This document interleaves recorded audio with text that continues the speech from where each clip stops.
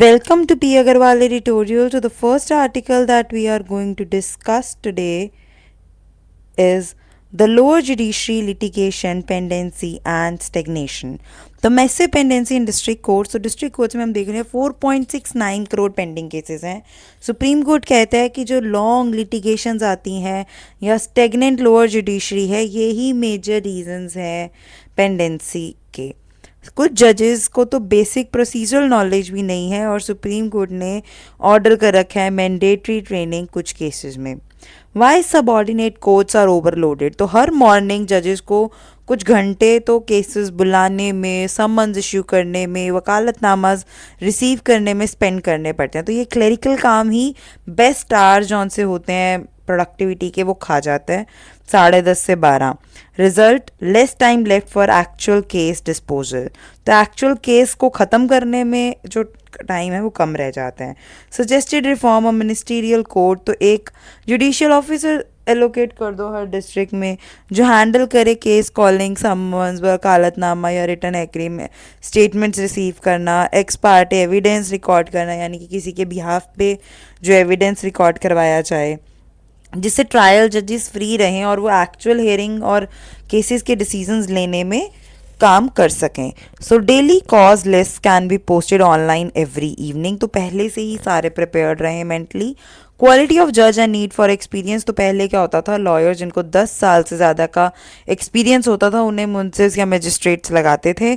अब नए जजेस जो हैं उनको कोई प्रायर एक्सपीरियंस नहीं है, स्ट्रगल करते हैं under workload. Solution is mandatory training at high court benches, ताकि वो सीनियर जजेस को ऑब्जर्व करें कैसे वो मैटर्स हेयर करते हैं, साइटेशंस हैंडल करते हैं और ऑर्डर्स को लिखते हैं. Well intended laws creating more delays. तो जो लॉज एक्चुअल में जो पेंडिंग केसेस हैं उन्हें कम कर लेके बनाया गया थे वो एक्चुअल में इंक्रीज कर रहे हैं. जैसे मैंडेटरी प्री सूट मीडिएशन. अब commercial courts act section 12A में तो सुप्रीम कोर्ट ने मैंडेटरी कर रखा है कि प्री सूट मीडिएशन होना चाहिए. पर जो बिजनेस पार्टीज हैं उन्होंने ऑलरेडी नेगोशिएशन ट्राई कर लिया, तो कि उनके लिए तो टाइम वेस्ट ही है.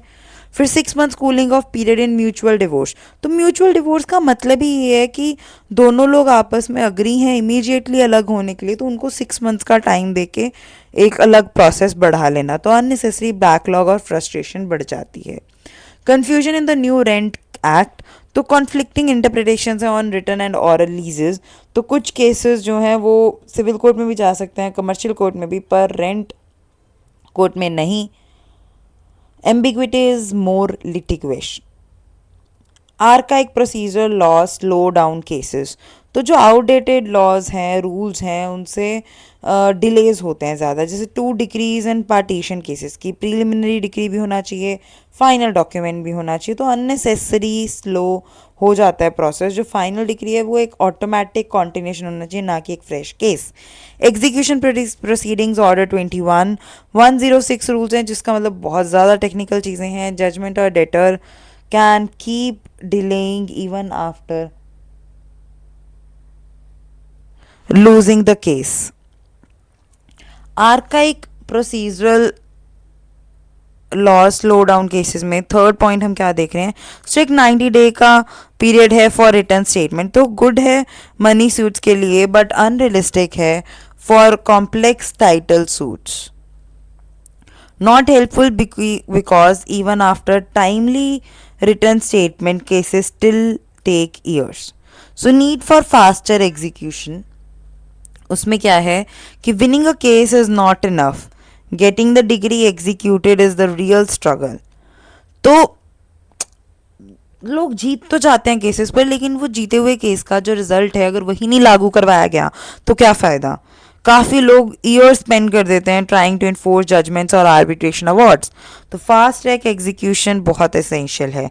Pendency in higher judiciary. तो higher courts also must ensure quick closure of cases. Speed shouldn't be at initial stage only, it should be consistent till final disposal. So the crux of the topic is to reduce pendency and stagnation.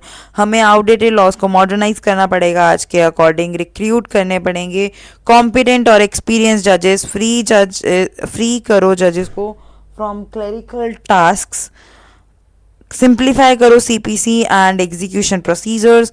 Focus करो timely termination of cases, not just trial speed.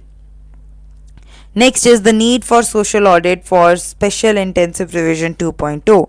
So, what is Special Intensive Revision 2.0? Why the concern?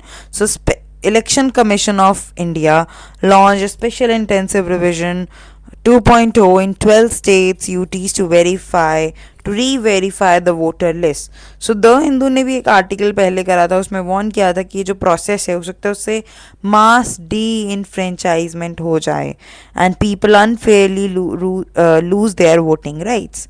तो अभी बिहार में क्या हुआ, बिहार में serious concerns raise करे गए. इस पे देखा गया कि शार्प ड्रॉप है एडल्ट इलेक्टर रेशियो में, डिस्प्रपोर्शनेट डिलीशन है of women and Muslim voters, फिर डुप्लीकेट नेम्स और बोगस एंट्रीज अभी भी हैं. Overall many genuine voters were remove from the list, डिसइनफ्रेंचाइज्ड.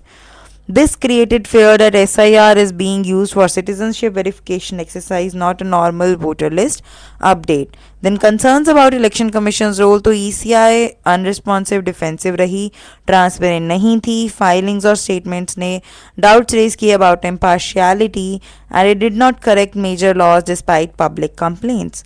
Supreme Court's limited intervention, तो सुप्रीम कोर्ट ने केस को मॉनिटर किया पर एड्रेस नहीं किया main legal issue.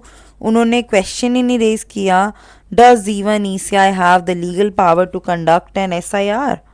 So the court allowed it to continue which risks legitimizing an unregulated system and allowing discriminatory outcomes to continue. Migrant voters not protected. So India has different types of migrants: long-term migrants, education, permanent jobs, seasonal migrants, circular migrants, moving back and forth. So current law section 19 and 20 RPA 1950 use outdated definitions of ordinarily resident, ignoring these realities. So millions, especially in states like Tamil Nadu, risk losing their voting rights. Why a social audit is necessary? Current SIR has no clear rules, no oversight, no transparency, no independent audit. What is a social audit? तो social audit होता क्या है? एक democratic process जहाँ citizens खुद review करें public services और records उनके नाम पर जो करे जा रहे हैं. So constitution under articles 243A and 243J supports community monitoring. Comptroller and Auditor General also approve social audits for large public programs.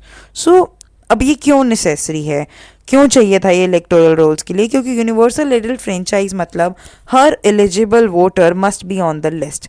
Asking people to reapply और produce relationship proof again is unfair, impractical abdication or responsibility by ECI.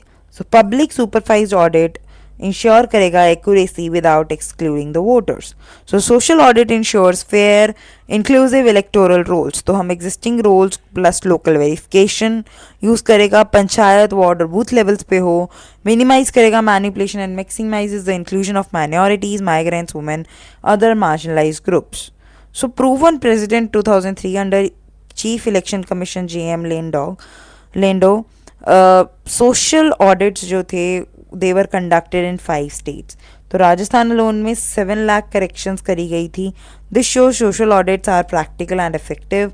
तो what should the ECI do now? तो before continuing SIR 2.0 ECI को involve करना चाहिए civil society and political parties. Clear set rules, create clear rules for revision, एक social audit को mandatory करें. Essential to protect India's electoral democracy. So the crux of the topic is SIR 2.0 in its current form lacks rules, lacks oversight, can lead to voter exclusion. Mandatory social audit is the best safeguard for fairness, transparency, inclusion, protecting every citizen's voting rights. So that's all for the articles today. Thank you. तो आज के हमारे 2 main article जो थे वो यही थे कि एक तो हम डिस्कस कर रहे थे कि कैसे लोअर कोर्ट्स में चीज़ें चल रही हैं, केसेस पेंडिंग है, और SIR के ऊपर सोशल ऑडिट्स का. Thank you.